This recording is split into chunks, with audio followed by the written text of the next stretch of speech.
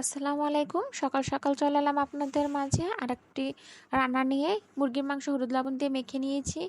এখন এগুলো আমি কড়াইতে দিয়ে দিলাম ভাজার জন্য। তো মাংসগুলো ভাজা হচ্ছে। আশা করি সবাই আপনারা ভালো আছেন।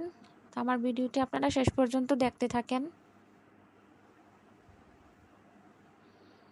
তো আমার মাংস এক পিঠ ভাজা হয়ে গেছে, আমি এখন উল্টে দিলাম যেন আরেক পিঠও সুন্দর মতো ভাজা হয়ে যায়। আমার মাংস দুই পিঠই সুন্দর মতো ভাজা হয়ে গেছে, আমি এখন উঠিয়ে নিচ্ছি।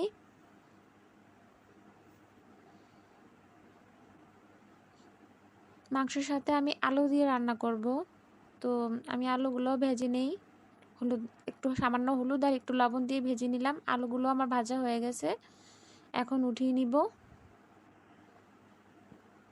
এখন একটা পাতিলে তেল গরম করে তাতে আমি পেঁয়াজ রসুন বাটা দিয়ে দিলাম কষিয়ে। এখন লবণ, তারপর হলুদের গুঁড়া, মরিচের গুঁড়া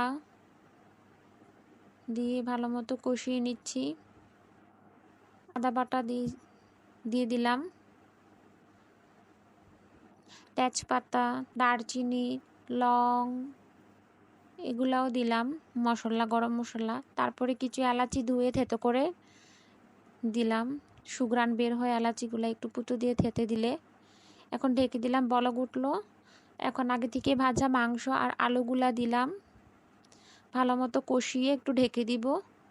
এই যে মাংসগুলো আমার কি সুন্দর হয়ে গেছে, এখন নামানোর পালা। তাই আগে গরম মশলা দিয়ে দিলাম, কালারটাও খুব সুন্দর আসছে আর খুব সুন্দর সুঘ্রাণ বের হয়েছে।